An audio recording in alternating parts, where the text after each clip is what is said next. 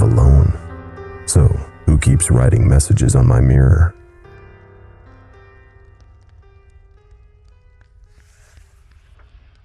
I turned 18 in 2008, and on the day of my birthday, for reasons I won't bore you with, I packed up my things and moved out. For 4 years, I lived in my car, working as a barista from 6 to 2 and as a line cook from 4 to 10. My plan was to work until I had enough money for my own place and then to either go to college or get a real job. Looking back on it now, I don't know how I did it, but by 22, I'd saved up a decent sum of money and began my hunt for a semi-permanent place of residence. I was living in Los Angeles at the time, and though housing prices weren't as bad as they are now, it was still a pricey county. After months of asking around, I was connected with Anders, an elderly man who was leasing a 2-bedroom, 1-bathroom house in North Hollywood for far below market rate. The catch, because there's always a catch when it comes to affordable housing, was that the house had been terribly maintained. It had been unoccupied for a year and would need some serious TLC before most people could comfortably reside in it. I, however, had been living out of a car for 4 years. As long as the place had running water, it would be an upgrade for me. I moved into the house in the fall of 2012. Anders gave me a tour before I got settled. He was a short, joyful old man, well-meaning, but how do I put this? Maybe not the most focused, as a result of his age.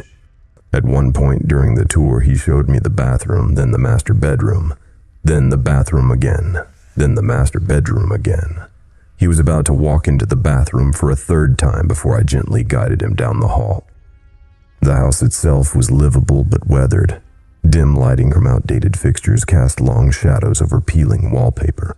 The ceiling in many of the rooms was discolored from past leaks. The faucet in the kitchen sink was broken. The bathtub was badly chipped, and a few of the cabinet handles fell off in my hand. It was a rundown place, located in a bars on the window kind of neighborhood, but still, it was my place. I was smiling ear to ear when Anders gave me the keys. It's a good house with good bones. You take care of it now, he instructed, which I found ironic. Before he left, he paused in the front doorway, drawing a hand to his chin as he looked behind me into the house. I tried to follow his gaze, but couldn't figure out what he was looking at. Is everything all right? Yes, just that something looks different about that bathroom, though I can't put my finger on what. Well, it's a good house with good bones. You take care of it now. And with that, he gave me a nod and left me to my unpacking. I hadn't realized how much I'd missed living in a house. I didn't care how run down the place was.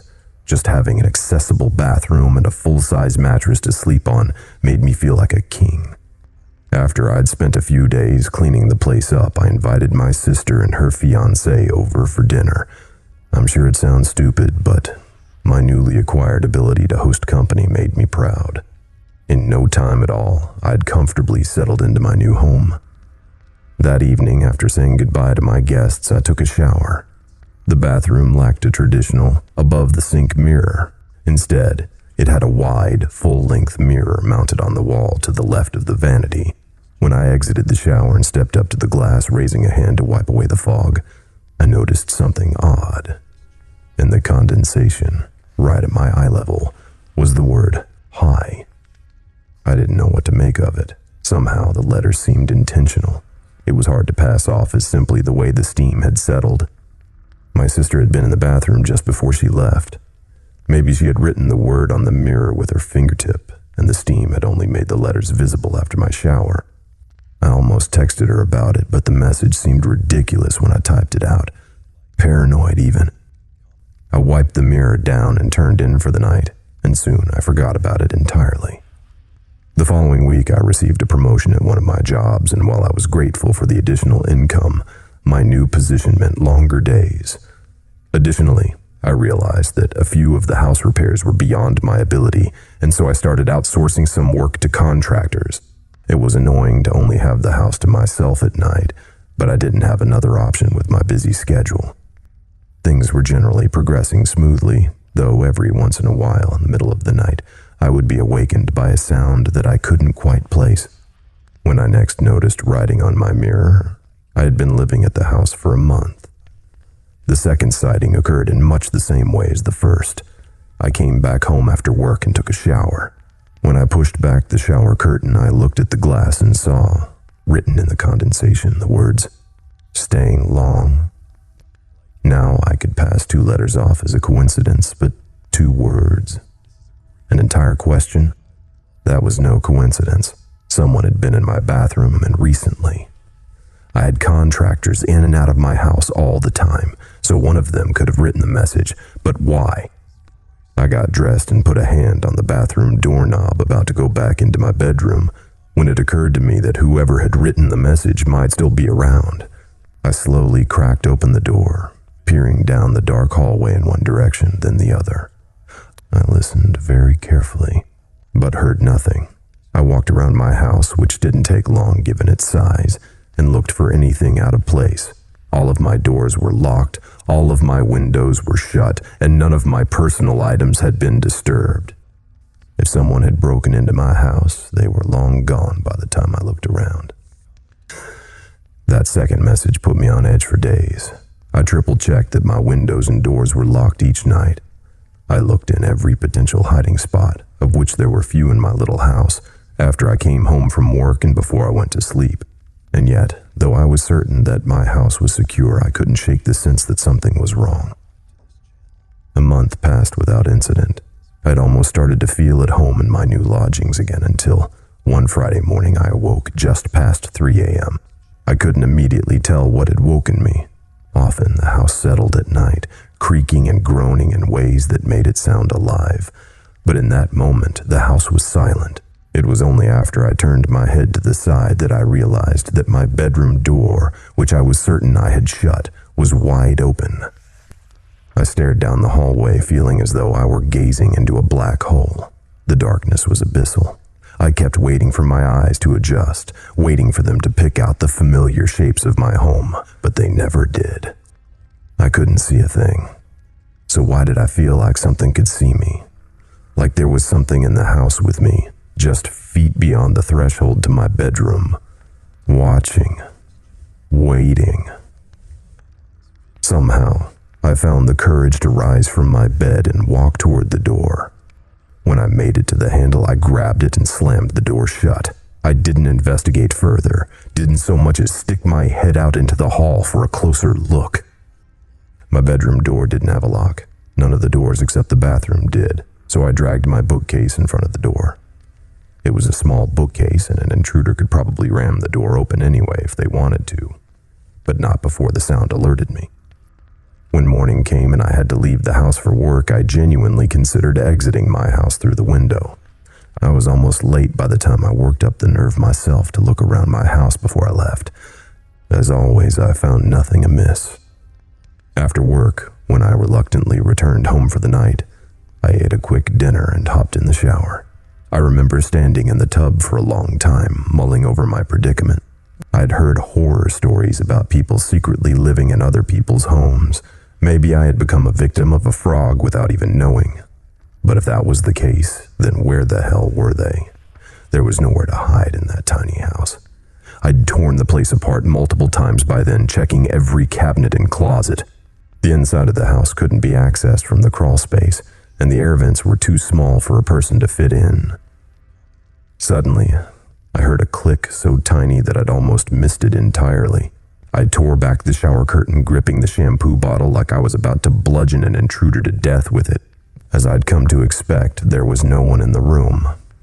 But there was a new message on the mirror. This one was bold, the easiest to read of any of the messages I'd received so far. It was 3 words long. I see you. Some awful amalgam of fear, confusion, and anger made my stomach churn. Ultimately, the latter emotion rose above the rest. I hastily dried off and threw on some clothes, then grabbed my phone from where I'd left it on the bathroom counter. I punched in Anders' number and glared at that damn mirror as I listened to the phone ring again and again. I'd started to think it was too late for him to be awake when he suddenly picked up. He started to ask me how I was faring in my new lodgings before I cut him off. "I need you to tell me if there's some way that a person could be getting into the house," I said. Every night I check every window and door. I check every cupboard, closet, and cabinet, and still things are amiss.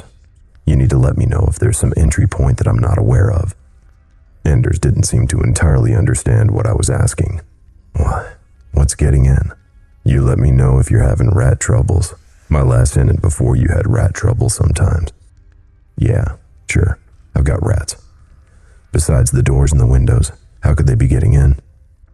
Well, there's the vents, of course, and there was a chimney once, though we had it sealed up a good long while ago.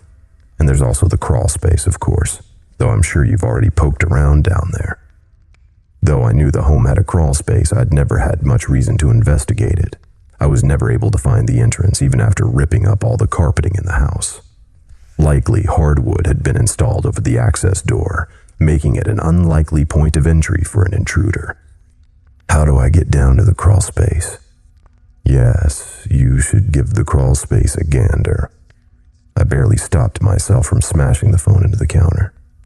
I plan to. Where can I find the entrance? That'll be on the floor of the bathroom closet. I looked around the room. Surely I'd misheard him. Either that, or he was confused again. What? I know it's an odd place for it, but it's only there because that room didn't always used to be a bathroom. The bathroom doesn't have a closet. Oh, sure it does. Just to the left of the vanity. I looked at the mirror, at that long, oversized mirror. I'd always found it odd for a bathroom of that size to have a built-in floor-to-ceiling mirror. What was it that Anders had said when he'd first visited? That something had looked different about the bathroom. Setting my phone down next to the sink, I stepped up close to the glass. I spent a few moments feeling around the frame, looking for a latch. Then I grabbed a portion of the right side of the frame in 2 hands. After one hard yank, the mirror swung open like a door, revealing a large walk-in closet. Anders was saying something on the other end of the line, but I was too stunned to answer. There was a square-shaped hole at the back of the closet, which I assumed led down to the crawl space beneath the house. The closet floor was littered with all kinds of trash, filthy sheets, fast food containers, beer cans, and, I realized, some of my own items. Little things I thought I'd misplaced: a sock, a toothbrush, a comb, and a small framed photograph of me, my sister, and our old family dog. I crouched down to pick up the photo, perched in the doorway as I studied my younger, smiling self. I heard Anders saying my name over the phone. Except, the voice didn't sound much like Anders at all. It was too deep, too clear, too close. When I looked up, a man was peeking out at me from the hole in the floor. He smiled at me, his eyes wide and pupils blown, his smile so wide it looked painful, and his hair long and matted. He was only visible from the neck up, and the harsh lighting made it look like a disembodied head was grinning at me from the back of the closet. Horrified, I rose to my feet and ran. I didn't stop running until I made it to my car, which I promptly drove to my sister's house. The next day, I drove to the police station to file a report. An officer met me at the house to check the scene, and I showed him the hidden closet, which indeed had an entrance to the crawl space. My best guess was that the intruder was entering my crawl space from the small door on the side of my house.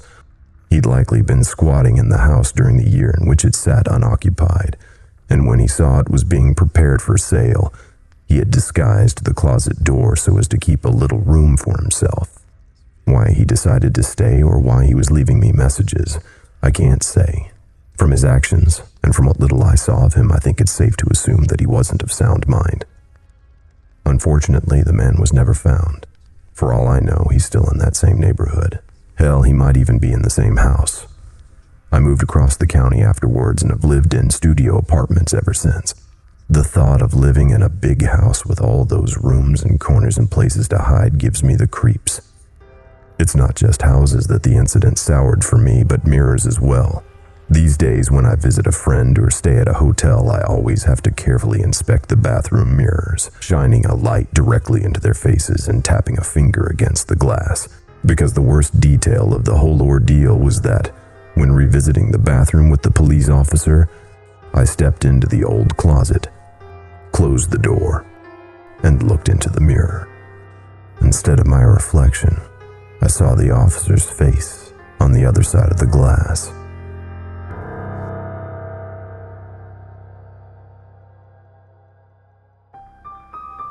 Thank you for listening and delving into the dark with me. I would be so grateful if you please click the thumbs up, subscribe, and leave me a comment. The more engagement this video gets, the more YouTube will push my content to others, and thus our twisted little community will grow. All stories read on this channel will be available on Spotify, iTunes, iHeartRadio, and many other podcast apps. Links are in the description. Thank you again for listening, and I look forward to hearing from you.